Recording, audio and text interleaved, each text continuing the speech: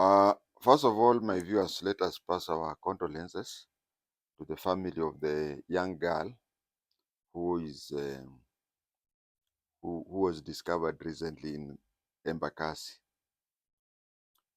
She disappeared from her home, and her parents reported the disappearance to Kware police station,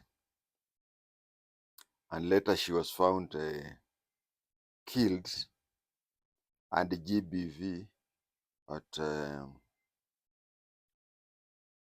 a kilometer away from where she was last seen. I want to give an expert opinion. But I have to talk a few points before giving the expert opinion. First is that I get concerned.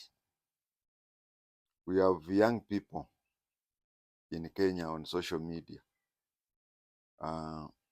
They have a fixed mind. When it comes to things such as murder, assassination, and so on.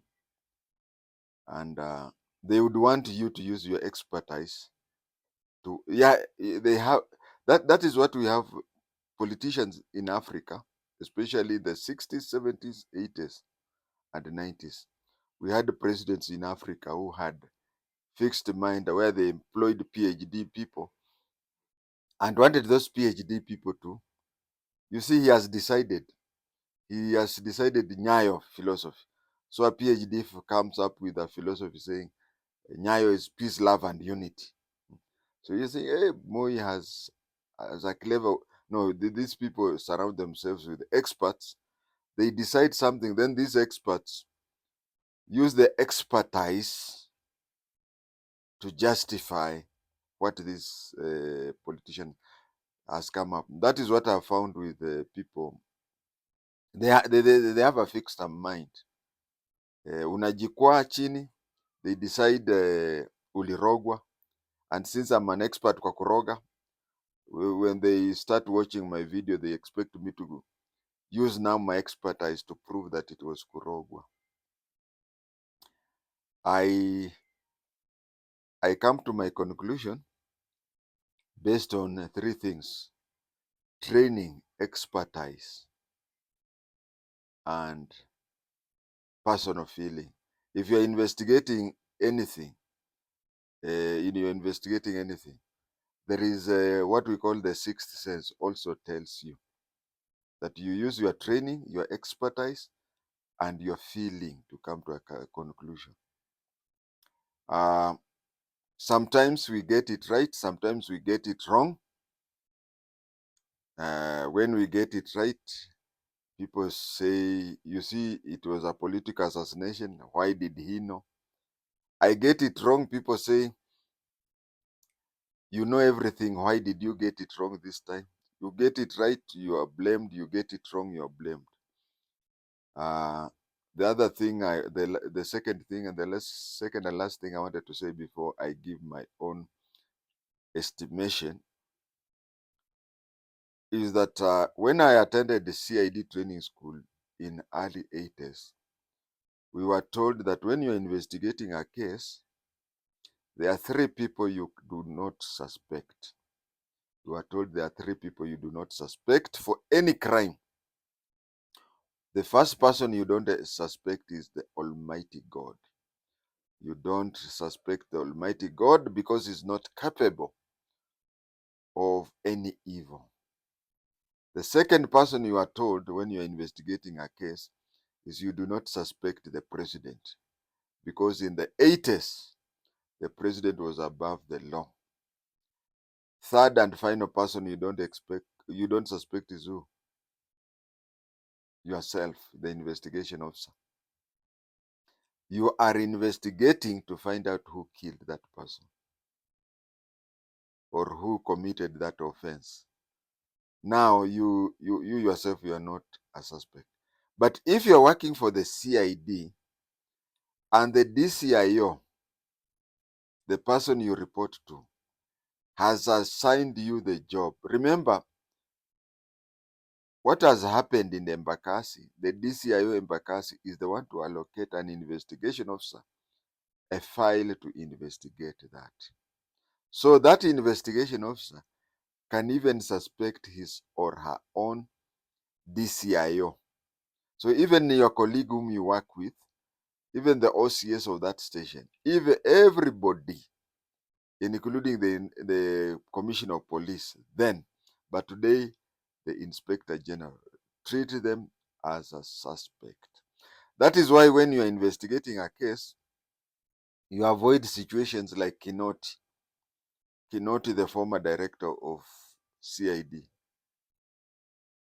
You remember when Kinoti was the director of CID and Ruto's bodyguard died, he was photographed. Somebody took a video of him showing the investigators, the guy. So you see, I can't remember. Was it Kemboy or somebody who had died, a sergeant? And when the scenes of crime people had taken the body out of the scene of the crime, they were ordered by Kinoti to carry the body back to the scene. It was taken to the scene and arranged the way it was.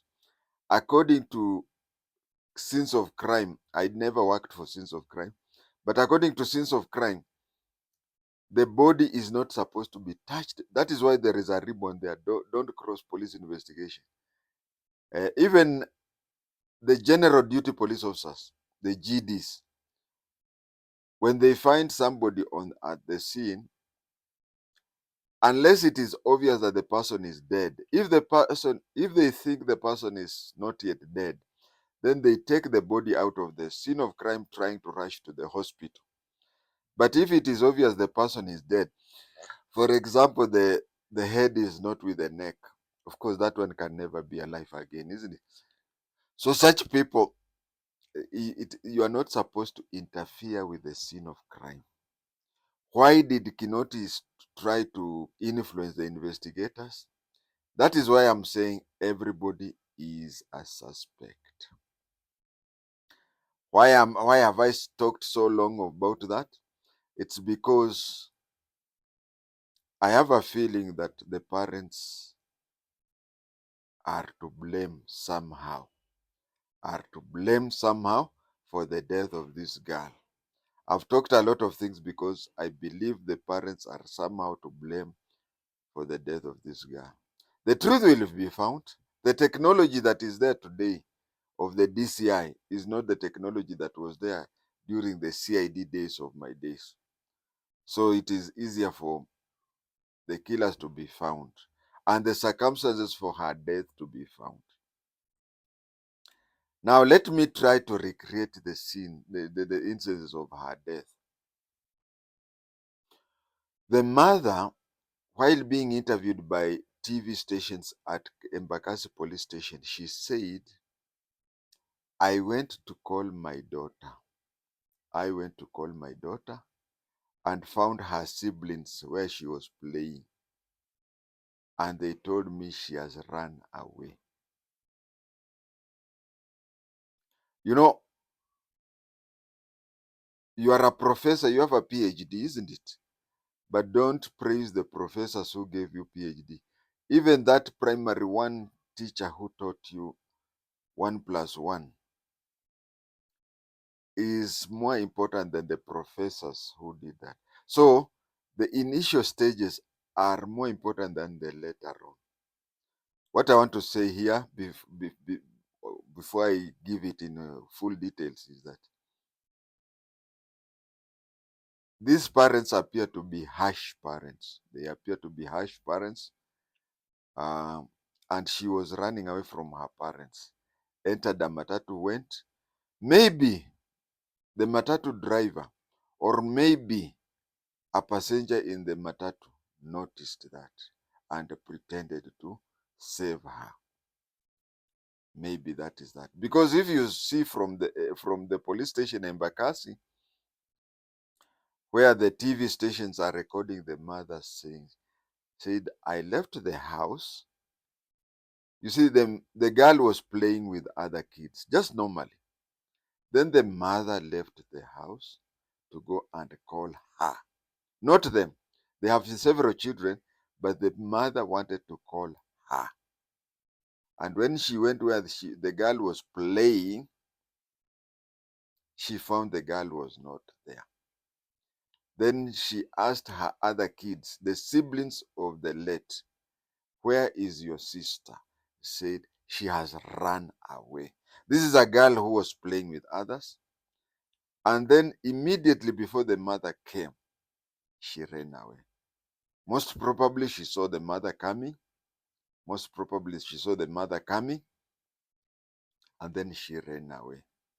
She ran away. The CCTV is showing her looking back. Looking back.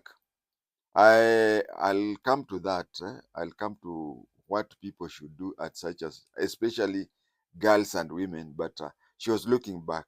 She was running away from somebody. Who was it that she was playing around with her other kids? And then she saw somebody whom she was running away, looking to see if that person was catching her. Then from there, she entered a matatu, and that is the last she was seen. If your standard one teacher did not teach you, you'd not have gone to university, isn't it? This is what I'm trying to tell you. If she was not running away from her parents, she would not have met the killer. I want to believe that she ran away from the parents. A killer pretended to be taking her. Okay, let me take you, whatever, whatever. And that is how she was killed. We don't know. That is my estimation. We don't know whether that is true or not. The investigators will find. But she's gone. We have also to ask ourselves how we can prevent such things. I want to tell parents, parents that be your children's best friend. Be your children's best friend. Don't put a fear of God in your children. You benefit more by being friendly to your kids than being harsh. I'm saying so. I've been to GSU training school. I've been to Kiganjo. I've been to a CID training school. I've been to special branch training school. I'm a paramilitary person. Behave with your children the way a pastor behaves with his followers. Don't be harsh to them. Don't be like an RSM at Kiganjo. Don't, when you enter your house, the kids are fear. Most likely, a good percentage of the thing is the girl may the parents may have been okay. The parents have been having wanting to interrogate her, or she thought that she had, when she saw the mother coming, she must have thought that something wrong had happened. That is one thing. Another thing is maybe she was running away, but whoever she was running from, she knew the person. Whoever she was running away, she knew the person. If you see from the CCTV the way she was looking back and running, it is somebody who she knew. I would tell. I know my viewers may include even kids who are young kids. If you are running away from somebody, be it your parent, be it somebody like she was obviously running away from somebody she knew and somebody she feared. Why don't you enter a shop? And when you enter a shop, I would advise, if it is girls or even boys, in most cases, 98% you are safe if you align yourself with a lady who is a generation ahead of you. By a generation, I mean she's the same age with your mother, or you look at her and suspect she has kids of your age. If you are a girl, that is the most um, safest person to be with. Go to that person, say, I'm running away from parents, I'm running away from a suspicious man, I'm running away from that. Or to a government office, chief's office, police station, or anything, whatever, or even a hospital, something like that. Go to the chief's place. Uh, you can enter into such a situation where their chiefs are not here near, where police station is not near, and so on. So go to a motherly, they are called matrons, yeah. Go to a matron, stay with her. She will, if it is your parents, I've seen, by the way, one time I used also to be a child. You find she takes you to your parents. First of all, she interviews you and then takes you to your parents and talks to the parents and says, please, ongea mtoto pole pole, ongea mtoto pole pole. This circumstance is most likely, and I want to finish off by repeating where I want to emphasize on one point alone, is that most likely she had done something wrong and her parents are harsh, and she was running away from harsh parents. And that is when somebody took advantage of her vulnerability and did whatever he did. That is why I'm appealing to parents. Kindly don't be a kind of an RSM. Don't be an RSM in your house. Be a pastor. Be a pastor so that when you enter the home, place yourself in such a way that your child trusts you but does not fear you. May the child rest in peace.